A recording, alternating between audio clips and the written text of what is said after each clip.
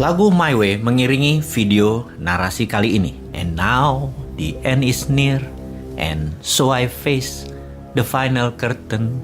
Sahabat semua, di dalam bernegara tentunya bukan hanya politik isinya, namun ada juga masalah ekonomi, ideologi, pertahanan, budaya, sosial, dan keamanan. Di dalam bernegara bukan melulu memfokuskan kepada siapa yang nanti akan jadi presiden 2024. Partai apa, mengusung siapa. Namun, memahami keekonomian sangatlah penting. Nantinya, di dalam kelolaan bernegara, bagaimana dan apa yang Indonesia harus lakukan. Fakta sejarah, Indonesia itu lebih tua 4 tahun dari Tiongkok. Indonesia berdiri tahun 1945. Tiongkok berdiri tahun 1949. GDP per kapita Indonesia saat ini sekitar 4.300-an dolar. Tiongkok GDP per kapitanya 15.800 dolar. Singapura merdeka tahun 1965, 20 tahun lebih muda dari Indonesia. GDP per kapitanya 59.500 dolar. Indonesia jauh tertinggal. Ini kalau kita bernegaranya jantan. Kita mengakui bahwa memang ada yang salah di dalam mengelola potensi negara Indonesia dalam 7 kepresidenan saat ini. Haluan negara dan nation interest-nya belum world class. Itu sekali lagi kalau kita jantan. Namun kalau kita bangsa yang cari selamat, maka kita akan membandingkan dengan negara lain yang lebih lemah. Seperti mengatakan, itu Ethiopia masih miskin, Myanmar masih miskin, India masih di bawah kita. Untuk hal ini, terserah Anda memandang diri Anda sendiri. Merasa kita di bawah performa atau merasa kita sudah cukup seperti apa adanya saat ini adalah yang terbenar dan yang terbaik untuk Indonesia. Bagi New Mind, Indonesia adalah Ferrari yang dibawanya hanya 30 km per jam. Takut-takut, bingung, dan gak pede.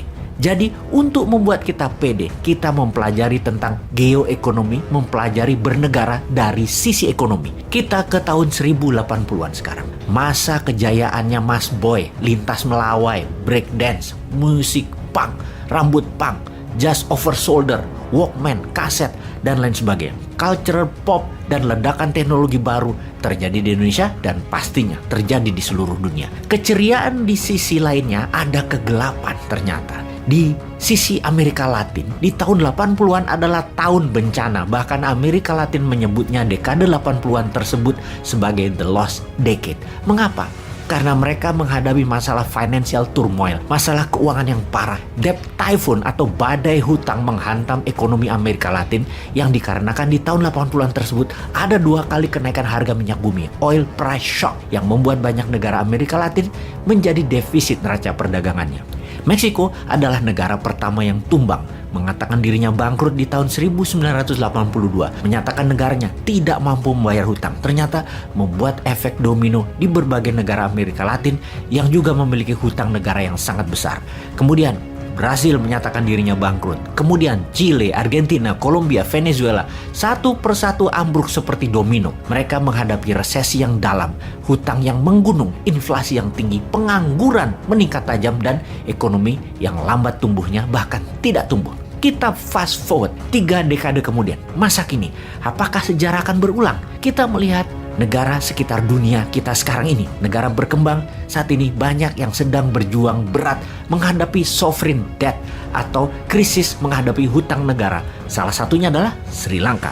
Ekonomi Sri Lanka sudah ambruk, hutang menumpuk, cadangan devisa hanya sisa 1 bulan lagi untuk membeli produk kebutuhan nasional yang tidak bisa diproduksi oleh Sri Lanka. Dan parahnya, Sri Lanka kebutuhan pokok hariannya 60% impor. Ini semua terjadi karena Sri Lanka mismanagement mengelola potensi negaranya. Mereka membelanjakan lebih besar dari pendapatan negaranya. APBN-nya selalu minus. Ditambah lagi ada faktor lain terjadi, memukul negara sejenis Sri Lanka. Efek pandemi selama 2 tahun membuat ekonomi melambat di seluruh dunia. Meningkatnya pinjaman negara-negara yang lemah dan invasi Rusia ke Ukraina mengakibatkan meningkatnya harga minyak bumi dan gas alam serta harga pangan, dan ketersediaan pangan dunia menipis. Apa yang terjadi di Sri Lanka saat ini? Akankah bermutasi membawa efek domino seperti di tahun 80-an, di tahun 1982 di mana diawali dengan Meksiko yang sekarang adalah Sri Lanka? Akankah menjadi mutasi dan menyebar ke seluruh dunia Sri Lanka Way ini? Apakah Sri Lanka merupakan canary in the coal mine? Burung kenari di tambang batu bara.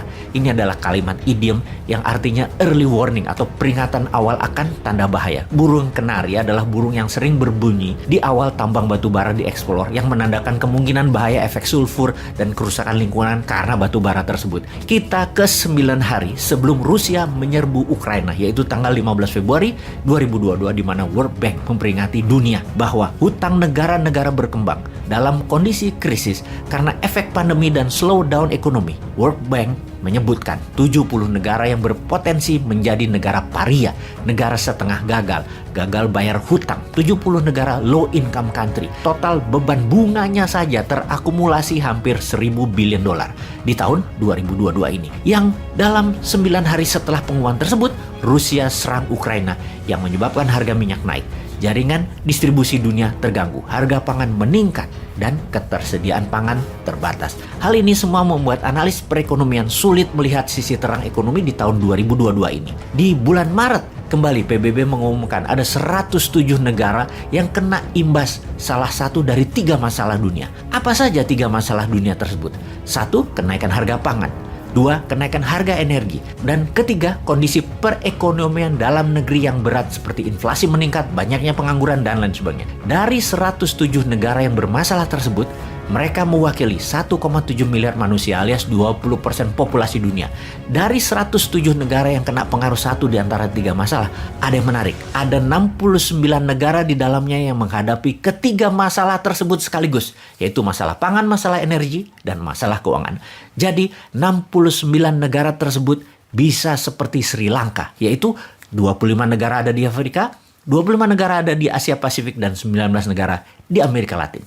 Ekonomis bahkan menduga negara di Afrika seperti Mesir saja terkena 3 pengaruh masalah dunia tersebut, apalagi negara lain. Gandum, makanan utama Mesir, sudah mulai hilang dari pasaran Mesir dan harganya sudah naik 50%. Pemerintah Mesir baru-baru ini mengatakan cadangan pangan hanya bertahan 3 bulan lagi di bulognya Mesir. Tunisia, pencetus awal Arab Spring, hutangnya sudah 100% GDP, inflasi 7%, yang bisa menyebabkan masyarakat turun ke jalan karena masalah ekonomi tersebut. Lebanon dalam 2 tahun ini sudah meningkat 11 kali mengenai kebutuhan harga-harga pangan tersebut.